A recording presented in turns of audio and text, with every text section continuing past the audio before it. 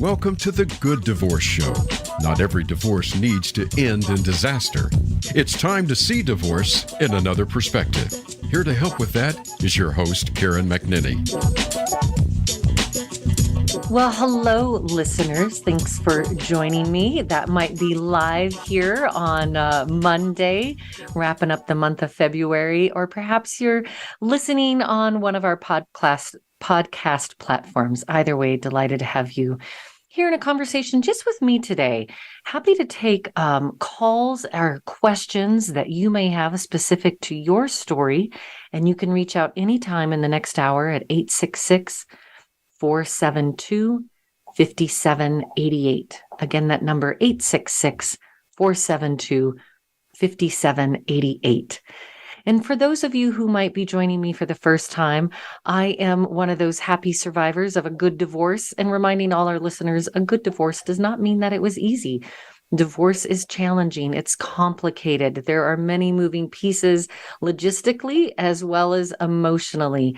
And this is where we talk with families, co-parents, adult children of divorce, and divorce professionals who have found the secret sauce of how to do it with less destruction, less debt, and certainly something that is going to lead you not to a worse journey in your life, but to a better path. I think many people often forget that we are moving into divorce and out of our marriages because the marriage has struggle, dysfunction, whatever the case may be. The intent of the divorce is to improve that relationship, not to make it worse. So one of the questions that has come to me, not only today, but also pretty frequently is, we're on the other side of divorce, Karen. We're getting on with our life. We've moved through some of the pain. We've moved through getting into two homes. If we're a family with children, we're kind of up and running. What are the guidelines around moving on in our relationship life? Moving on with the opportunity to bring loved ones back in, to start new relationships.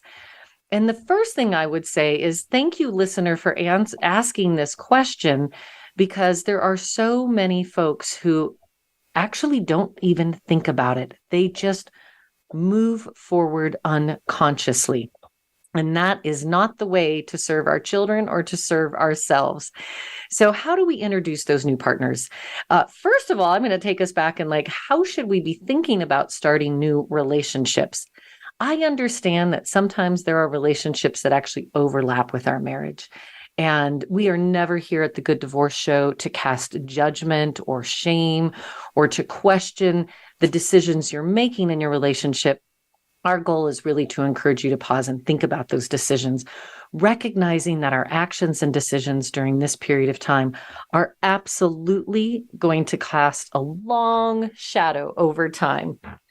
So with that in mind, I always encourage people, or I should say my own professionals in my life, mental health professionals, as well as those working in the legal industry, their recommendation was that you begin a clock of recovery, not necessarily when you move into two homes, not even necessarily when you call the lawyers. It's actually the day you walk out of the courthouse or sign those papers, recognizing that while you're still in, whether that's legal separation, working through your parenting plan, you still have financial decisions that are being made, that puts you still in the divorce experience, which is very different than the divorce recovery. And it has been my understanding through families that I coach, the training that I've done as a divorce coach, a mediator, a therapist, a crucial conversations trainer, that when we are able to clearly come to the ending of one thing, that is the best environment to start a new thing. So let's presume, best case scenario, you have made it through your divorce journey. The legal decisions are complete, And we are now in a position where we have done some healing ourselves. And I would also recommend, based on, personal experience, anecdotal experience, some of the research that's out there, that 18 to 24 months, which is the same timeline when we start a new relationship, that those professionals would tell us it takes 18 to 24 months to really get to know someone and recognize whether or not this is going to withstand a long-term relationship. Well, now that you're divorced, you're starting a new long-term relationship with yourself.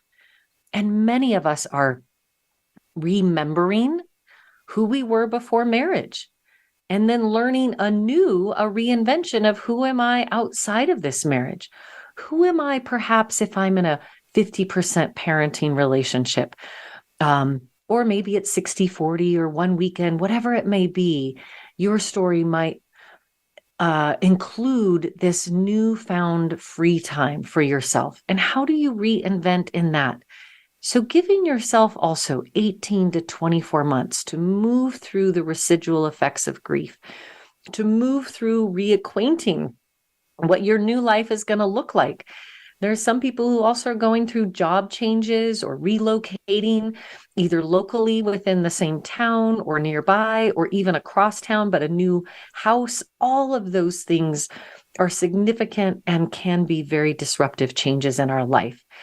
So once those things have also been worked through, then it seems fully appropriate to begin casting your view towards the possibility of having a new partnership. That period of wait time and reinvention and remembering is also valuable because we're trying to not repeat some of the decisions and the habits and patterns from our previous marriage. And if we are bridging from one to the other, I think there is a higher likelihood that we might start repeating those same habits or looking for somebody with the same behaviors that maybe were challenging to us in our marriage because we haven't actually reinvented or even reflected, whether that's with a divorce coach after the divorce. I always say it's never too late to have a good divorce, and it's never too late to continue to grow your own understanding of self throughout life. Very important work.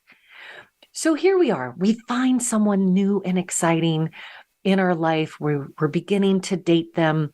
And I know so often the urge is, I want you to meet my kids. I want my kids to meet you, which makes sense from a heart place, because both of this new adult in our life, this new partner, and our children are such a reflection of our heart. There's such a reflection of us that we want to interweave that.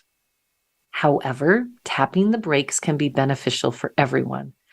I also hear some of my divorce coaching clients talk about, well, I need to introduce them because, how else are we going to all hang out together?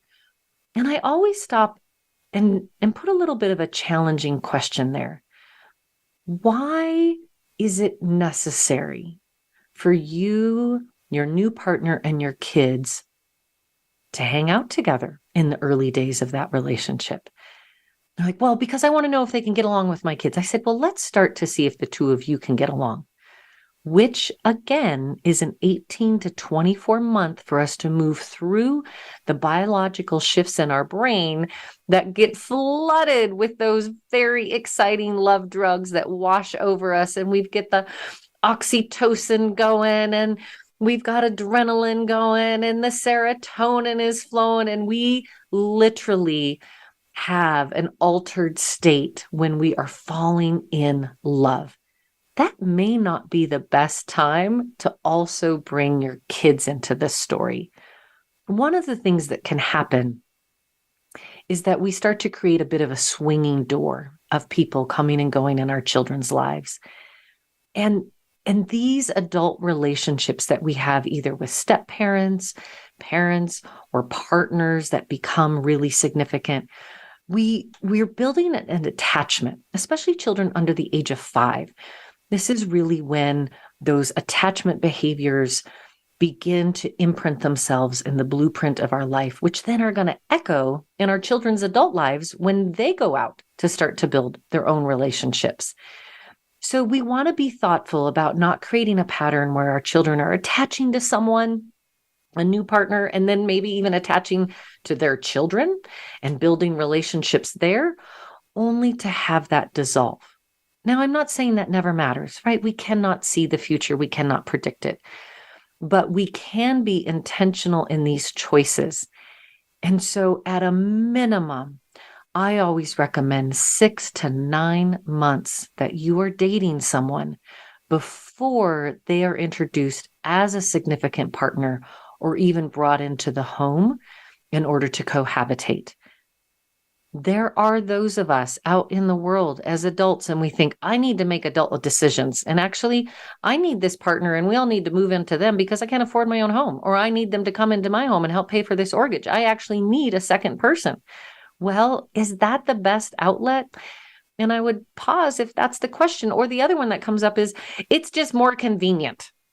We want to do this thing together, and it's just more convenient for me. And I agree. It is more convenient to blur the boundaries between your children and new relationships.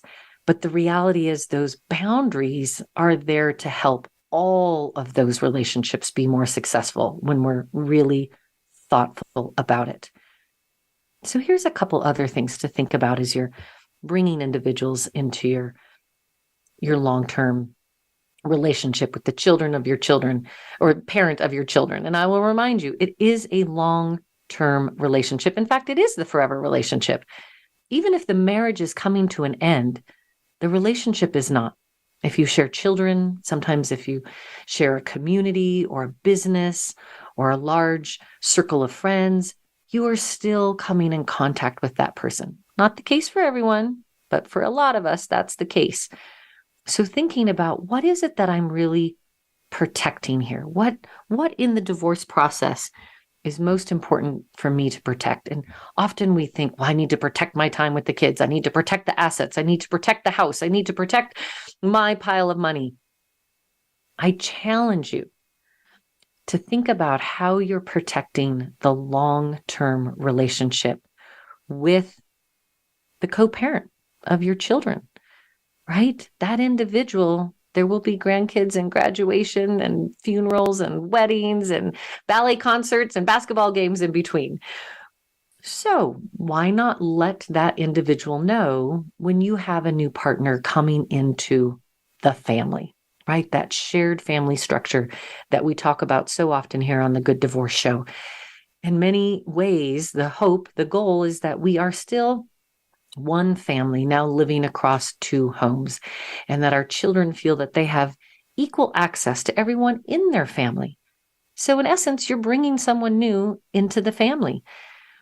And at any stage in the game, that can be disruptive to the long-term relationship with the co-parent that you have, and giving them an awareness that someone else, who they are, a little bit about their background, just like you would if you were bringing a new babysitter on board or a new nanny, or we're changing schools, all these people who influence and touch the life of our children.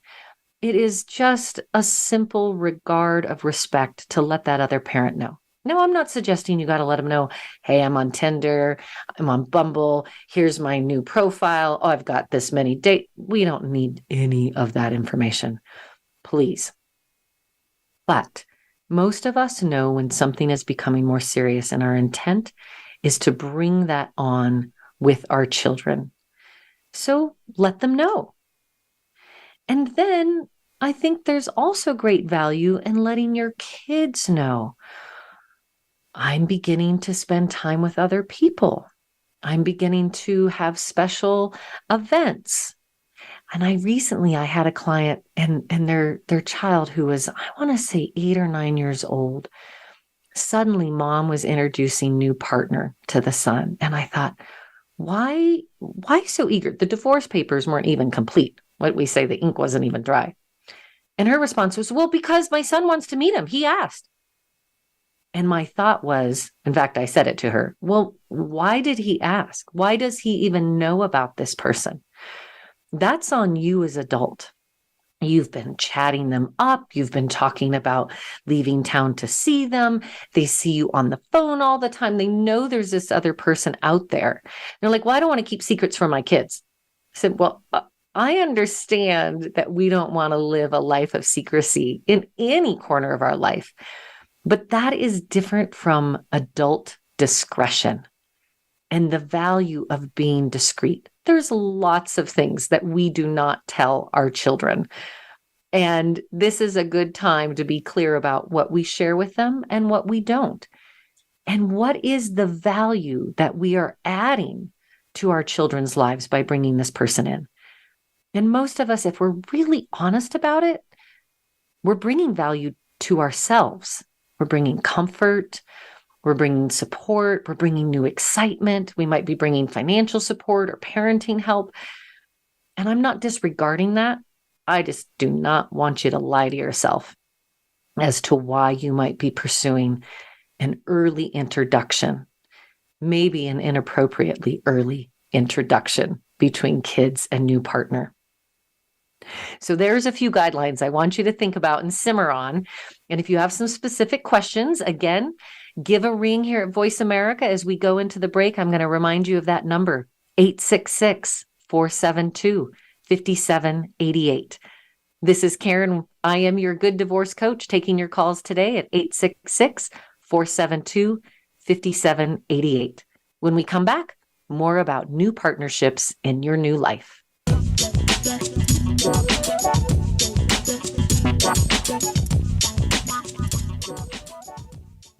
Become our friend on Facebook. Post your thoughts about our shows and network on our timeline. Visit facebook.com/Voice America. Before you call the lawyer, call the Good Divorce Coach. Give your family the gift of working with a certified divorce coach, a co-parenting specialist, and a mediator. Karen McNinney has the knowledge and skills to guide you through the full divorce journey, before, during, and after. It's one thing to get divorced. It's another to be divorced. The Good Divorce Coach will teach you and your partner how to be divorced with less drama, less destruction, and less debt. Visit thegooddivorcecoach.com to get in touch with Karen. Voice America programs are now available on your favorite connected device, including Amazon, Alexa, and Google Home. Through streams with Apple Podcasts, TuneIn, and iHeartRadio, listening to your favorite show is as easy as saying the show name followed by the word podcast. Hey, Alexa, play Finding Your Frequency podcast. If that doesn't work, try adding on TuneIn or on iHeartRadio or on Apple Podcasts. Have you become a member yet? Sign up now to become a member of Voice America. It's always free and easy. Plus, you get to take advantage of some great member benefits. Get unlimited access to millions of hours of on-demand content across all of our channels. Keep track of your favorite episodes, shows, and hosts in your own customizable library. Find out what shows you might be interested in based on your favorites. Plus, you get insider access with our newsletter. Membership gives you more. Sign up at voiceamerica.com and click register at the top right. Stimulating talk gets those synapses in the brain firing really fast. all the time. The #1 internet talk station where your opinion counts. VoiceAmerica.com.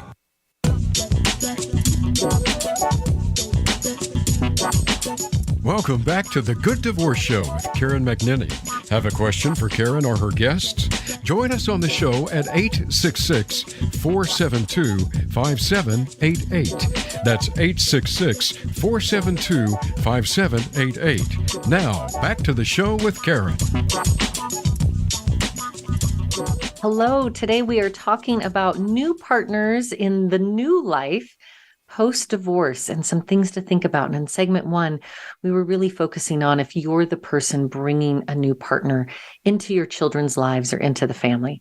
I also want to talk a little bit about what it is if you're on the receiving end of that. If you are not yet repartnered, but your husband or your former wife, your former partner, that they are starting to bring someone into the fold of the family. And it's interesting. I so often find a fair amount of resistance. We immediately want to dislike these other people.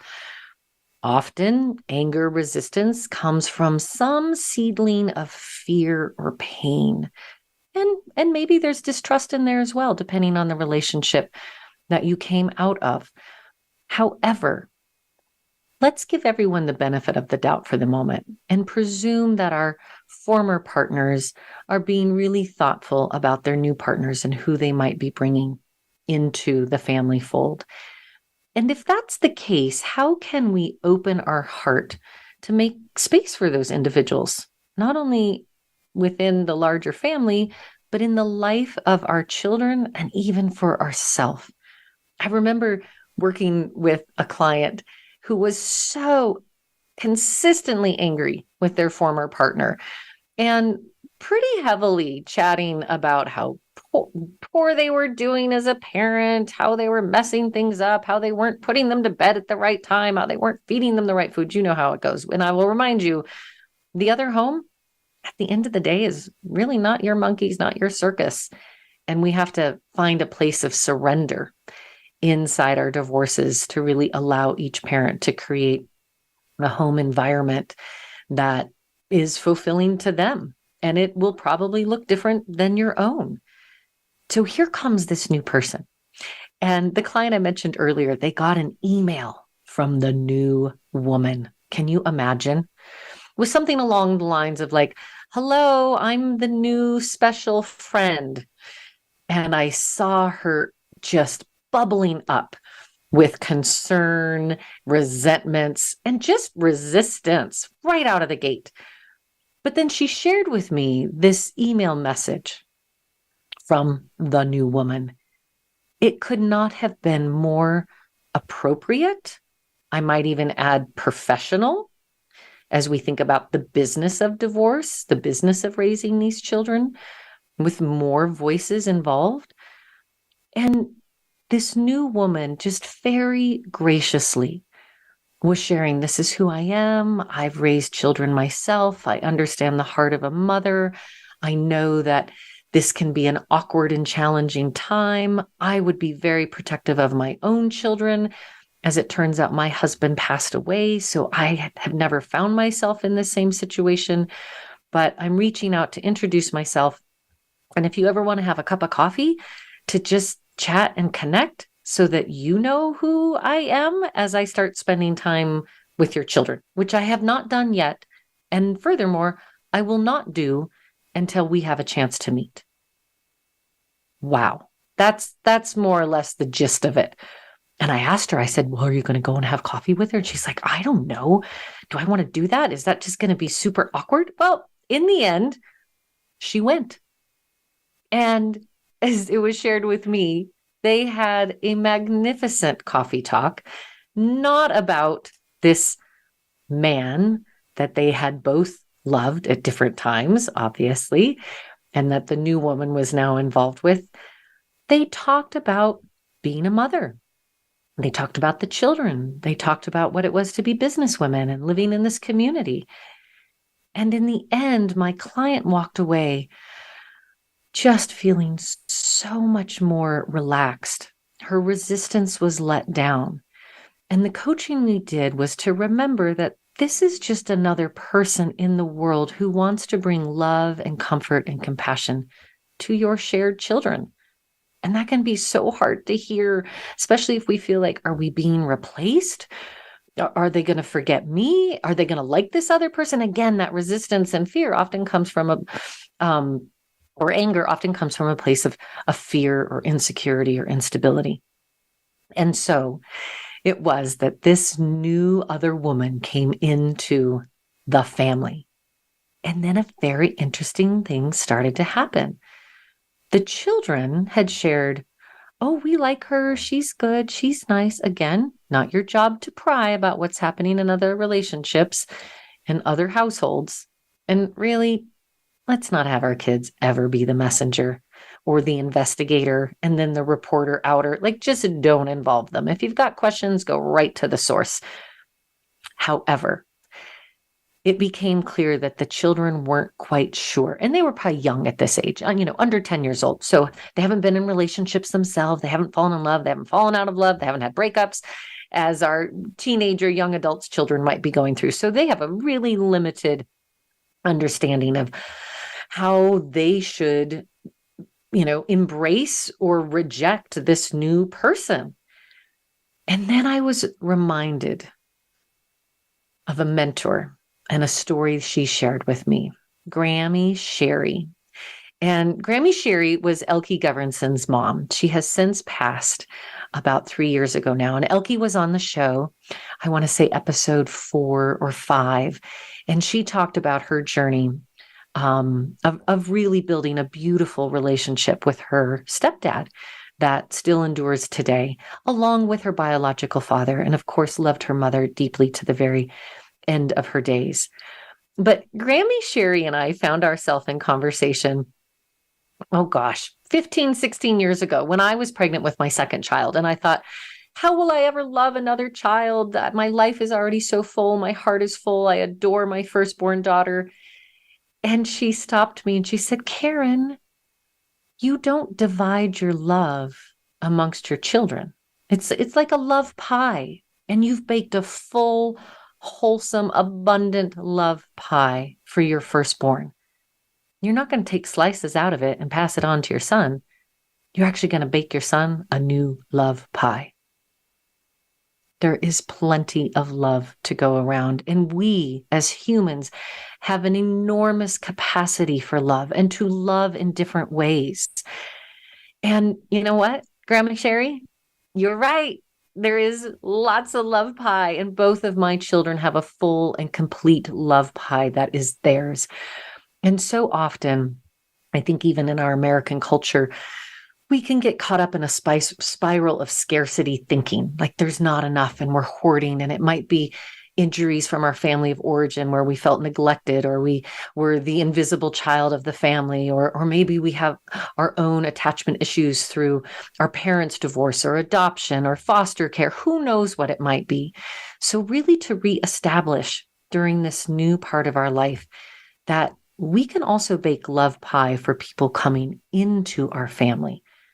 So the kids and I had a story or a conversation one night at story time as we were going to bed about what might happen for us if somebody new comes to the family, if mommy or daddy fall in love again. And this was new thinking for them. And I thought about that client and her resistance, and if she could have found a way to really embrace a new partner. And you may be out there resisting a new partnership, and you may have a whole list of good reasons why you should resist it.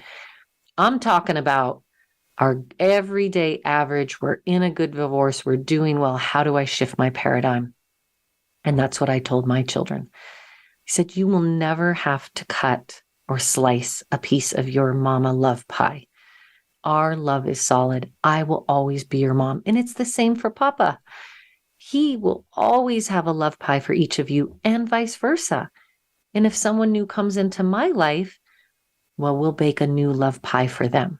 We're not taking anything away from Papa. And then their eyes sort of lit up, and I could see them beginning to imagine what that might be like. And they began to smile, and immediately my heart started to hurt a little bit. And then they said, will we get new brothers and sisters? And I said, well, certainly not from mom and dad. We're not going to have any more children together. I said, we know. But maybe there's other new brothers and sisters that will come to our family, and we'll make them love pie. Oh, leave it to children to see just the purity of what we're reaching for in these relationships. And maybe you're listening right now, and if you're live with us on Monday, call me, 866-472-5788, and we'll talk about how you find the paradigm shift to build love pie, to bake it up for all the people coming into your family and seeing abundance and not scarcity. I'm also going to go back to, what if you're the new partner coming into this story?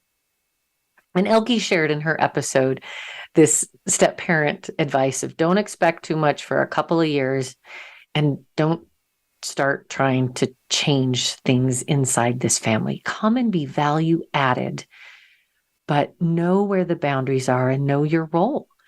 And maybe like this other wise woman, whatever compelled her to reach out to my client and say, I'm dating your former husband. We are 6, 7, 8 months into this relationship. He's ready to introduce me to your children. But let's you and I talk first, because I understand the protective heart of a mother. And what I have found, not only with my divorce clients, but my corporate clients, where I do a lot of leadership development and employee engagement, workplace culture. And over the past 20 years of doing that work, what I discover is that when people don't have information, they just make it up. And we all have a negative bias, a negativity bias in our brain that is there to protect us, right? In some ways, it's assume the worst, assume there's going to be harm, because then you can protect yourself. But when that part of our limbic system, that is the fight, flight, or freeze, when it's over, I think of it like a muscle. And when it's overdeveloped, then all we see is threat. So can we soften that and suspend it long enough to be curious? Who is this person? What are their intent? What are they about? And if you're that new person, it might be you inviting the conversation or speaking to the primary new partner who's the parent who has kids. And maybe they need to tap the brakes and you're one of the people to remind them. It's okay. We can continue to spend time together. We'll have our vacations together. When the children aren't there, we'll connect. I don't yet have to leap into their life until I'm sure that this relationship is standing on solid ground, which again, research will show us that's 18 to 24 months is what's recommended before engagement, moving in, long-term commitment. So at a very minimum, 6 to 9 months of dating that person that then feels like on the periphery, I can now introduce this person as a boyfriend or a girlfriend. And it might just be that other person who brings extraordinary value to your family, and your children might start attaching to them. They may find a guidance, a gift, a tool, an important conversation that doesn't happen with mom or dad. It happens with this other new person, that they become the gift. And I remember one woman saying, one of my clients, that it was the new partner that actually made the divorce better. She brought stability. She brought communication. She helped dad to sort of see these healthy boundaries. Who knows? Maybe she had some brilliant insight from her own background. I don't know. But what I know is that she made a difference in a really positive way. She was not the enemy. She was just more love pie. There's enough for everyone.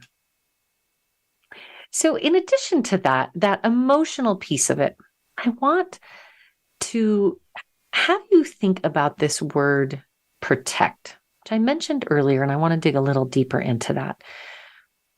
And close your eyes, well, not if you're driving, but if you can, think for yourself what the word protection means. And if you are a parent, put that in context of your children and how we would just protect our children to the very end. Now that tends to shift as soon as we see divorce on the table. As soon as we start thinking there's going to be lawyers who are taking, and you've heard me said before to be really thoughtful about your legal team so that they don't hijack your process, so that they don't hijack what it is that you're trying to accomplish inside your divorce story.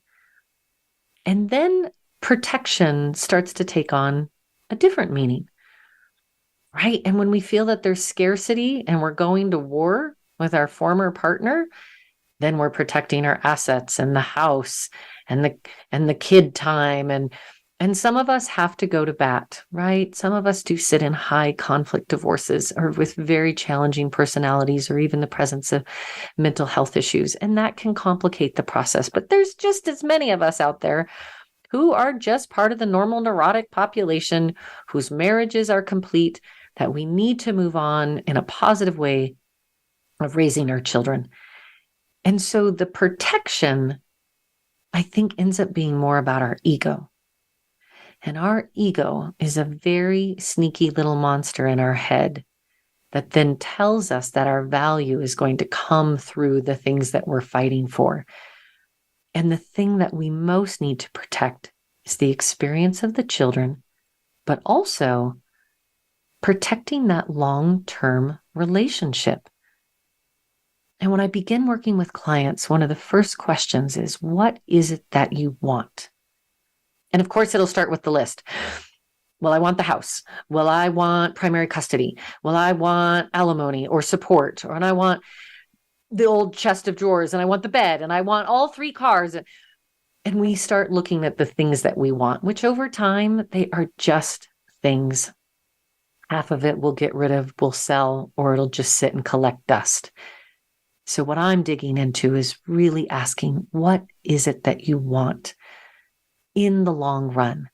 And then I start getting questions like, or answers, I want to be able to sit together at our children's wedding and to toast together, or even walk down the aisle with them. I want to be able to sit in the same part of the stadium or the bleachers or in the audience as our children perform, and they look out and they see both of their parents smiling, not at war on opposite ends of the gymnasium, but together.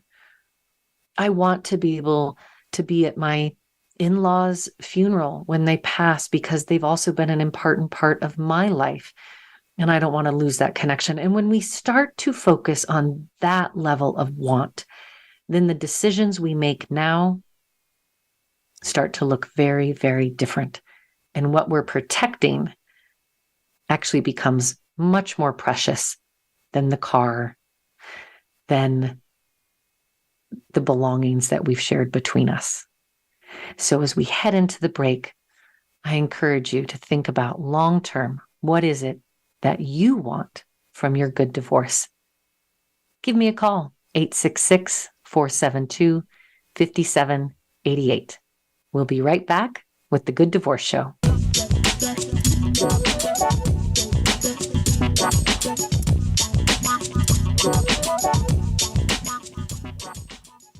Follow us on Twitter @VoiceAmericaTRN. Get the lowdown on guests, new shows, and your favorites. That's VoiceAmericaTRN. Before you call the lawyer, call the Good Divorce Coach. Give your family the gift of working with a certified divorce coach, a co-parenting specialist, and a mediator. Karen McNinney has the knowledge and skills to guide you through the full divorce journey, before, during, and after. It's one thing to get divorced. It's another to be divorced.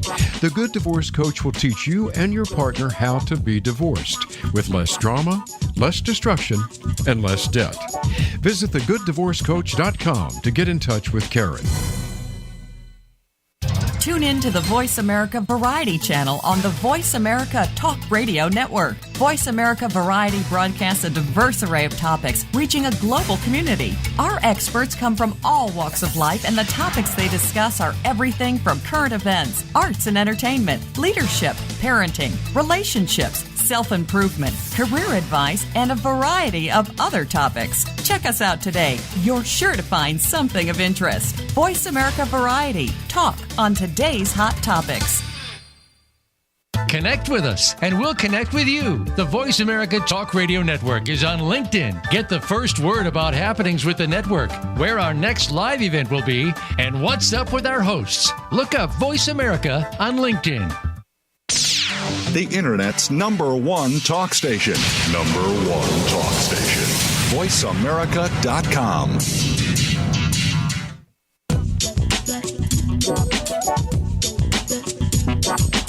Welcome back to The Good Divorce Show with Karen McNinney. Have a question for Karen or her guests? Join us on the show at 866-472-5788. That's 866-472-5788. Now, back to the show with Karen. Hello, I am Karen McNinney, your Good Divorce Coach, just chatting with you today about a few, if you will, divorce principles, how to have the good divorce. And one of the things that has come up time and time again is, okay, we're legally divorced, and thank goodness we've got lawyers to help us get through that process and to get divorced. But then there is this other, much larger chapter in the book of divorce, which is how to be divorced and how to navigate that relationship. And that's part of what we really focus on here at the Good Divorce Show, is we talk with other couples that are sharing their insights and stories and the secret sauce of what they've discovered that has helped them navigate this difficult path. We also talk to adult children of divorce and, if you will, advice, what they would have told their children or their own parents as they were children and as adults, what worked and what they could have done different or better. And also divorce professionals. And today I come with my coaching hat on to give you a few more tips to join in the movement of the good divorce. I'm reflecting back 11 years ago when the father of my children and I were bumping up against our own divorce decision, and through our own painful, complicated journey, we were in marital counseling at the time, as many of you are, that what I call the ugly purgatory. Are we in? Are we out? Are we fighting for the marriage? How long should we stay? Let's go do a retreat. Let's go do this thing. How about if you do that thing? I'll do this thing. And anyone who says, oh, divorced people, they just take the easy way out and escape, you probably have not stood in the decision-making journey of what many people feel is one of the most difficult, arduous, complicated decisions of their life. I don't know anybody who gets married with the plan of getting divorced, and then suddenly you find yourself in that story. The challenge is that sometimes we know that truth and we just stay stuck. And you've heard me say it before, and I'll say it again. There is value in leaving while there is still love. And that's not what we generally think of. Most of us believe we have to blow up the whole divorce. Somebody's going to have an affair. An addiction habit is going to go through the roof. We're going to continue to fight until there's so much destruction that now we can justify the divorce. What if you just saw the truth a little earlier on? We're able to come to that decision while there was still grace and generosity and compassion for each other. And then you fight for the good divorce, right? Again, divorce is meant to improve the relationship, not make it worse. For most of us, if we wanted to make it worse, we would just stay in the bad marriage. So as you choose that good divorce and that idea of leaving while there is still love, right? The danger is we stay too long and things just get more challenging. So husband and I went into our marriage counselor after we had made the decision and asked her, like, can you give us some advice on how to do this next part? Like, how do we talk to our children and our family members, and how do we make a schedule? And we have all this legal things to work through. And we did find the legal path, but I really did want kind of a divorce therapist. But I now know is this growing industry of a divorce coach to help guide us through the emotional journey, as well as, the aging development of our family, because the needs of our kids were also going to change over time. And that's a conversation for another day. But in that moment, she gave us 2 bits of advice, which I also pass on to all of my clients, and I'm happy to share with you today. The first of which, do no more harm. Like, do no more harm in this process. It's going to be tempting consciously, and there's a lot of unconscious behavior that we continue to act out. Every text message, every email, conversation, what we say about our families, that has the potential of doing harm to the new divorce relationship. And that's what I really want to emphasize. You are building a new relationship. How do you protect that? And one of those ways is do no more harm. And that when it can be useful to have a close family confidant or a friend or a coach or a therapist, even when we're writing messages or thinking about what we need to communicate to our former spouse, that it might be full of a lot of emotional fire and spiciness that's just going to add fuel to the fire. It can be really helpful to have someone else read those messages, edit them out. I do a lot of ghostwriting for my clients so that we can just keep things simple and steering clear of doing more damage to the relationship. The other thing that she shared with us, she said, your goal is to become indifferent towards each other. In the moment, I don't even think I understood exactly what she was meaning. But to me, indifference was like, I don't care. This never mattered. It didn't happen. I should erase it.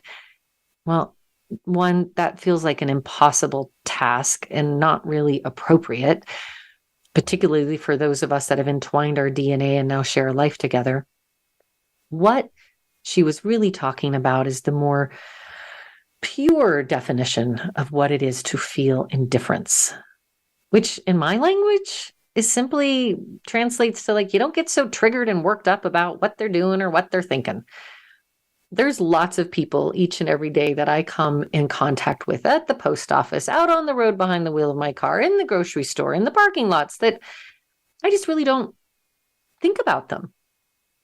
Right? Gosh, wouldn't that be amazing? Those of you who are in the heat of it, if you just weren't constantly distracted by the thought of your former spouse, that it just was lightened from your day-to-day bandwidth. That's indifference, when it no longer consumes all your thinking. The other piece of it is that when their behaviors, attitudes, or words inflame a very strong reaction on your part, which is only telling you you are still emotionally entangled with that person.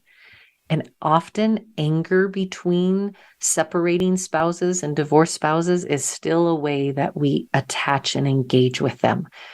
Any engagement is better than no engagement. So says our unconscious mind, but that is a fool's errand. The indifference is that they may do or say something and it becomes a little like water off a duck's back. Now, obviously, that is not for all behaviors and actions that absolutely need to be addressed, but it's those day-to-day things that when we were married that would just trigger us. Well, I got a news flash for you, ladies and gentlemen. The person you were married to is the same person you're now divorced to or planning to be divorced to or in the process of divorcing. You are both the same person, which means you are coming with the same blind spots, bad habits, good habits. And if we can look beyond our own emotional triggers around those behaviors. In fact, I had a client recently who said, oh yeah, it's funny. It's been like 18 months and I forgot like that anniversary of our first date. I didn't even notice the date. And I know our wedding anniversary is coming up, but maybe it won't be so loaded the second time around. And oh yeah, when I walked into that restaurant to meet friends, I didn't immediately think about, oh, the time that my spouse and I were there. That's indifference. It's no longer in the front seat of our life, which is an extraordinary gift.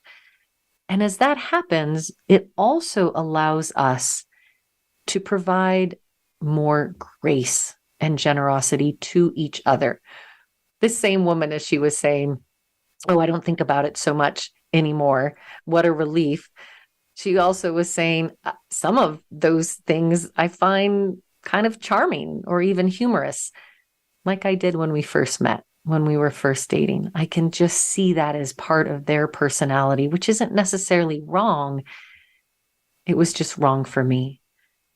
There was a father I was in conversation recently, and he was really having a heartbreak and recognizing, I understand now, Karen, that it's not that I'm a bad person or she's a bad person. We just weren't great together. The alchemy between us, the chemistry, was actually quite challenging. And now that we have fewer things in which go into the beaker or the petri dish with each other every day, we can manage that chemistry in a different way, and we can avoid those pitfalls and remove the triggers. That's the beauty of indifference. And then I guess I could say practically, this shows up also in what I referenced earlier in the show around what's going on in the other household. Now, short of neglect or abuse, typically it's just none of your business.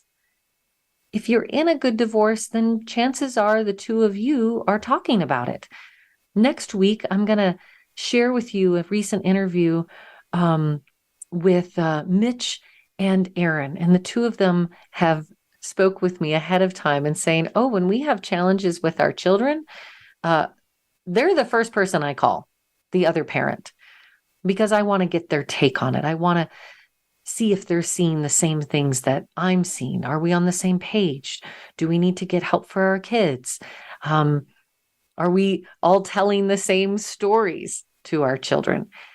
And I know I feel the same way. If there's a challenge with our children, their father is the first person I want to call. And I want that to be a conversation that's not loaded with resentment or anger. I only want it to be two adult parents having a thoughtful conversation about how we collectively can continue to support our children. Someone once shared with me that the definition of grace is to provide, what did she say? It's to provide forgiveness, particularly to those that we think are undeserving of it. That is a high bar and a big request for most of us. But again, can we provide forgiveness, particularly to those that we feel most hurt by or betrayed by? Because when we don't, it's a little like us taking the poison and waiting for them to die. It's not doing us any good to hold on to that anger either. So I send you away this week thinking about indifference, love pie, thoughtful new relationships, reinventing and reconnecting with yourself, and a certain amount of surrender to the process, to the new truth, so that you can truly write the story that you want for your family, even on the other side of divorce. And remember, everything will be okay. And if it's not okay, or I should say everything will be okay in the end. And if it's not okay yet, well, it's just not the end. And you will get there. Thanks for joining me, your divorce coach, Karen McNenny. Tune in again.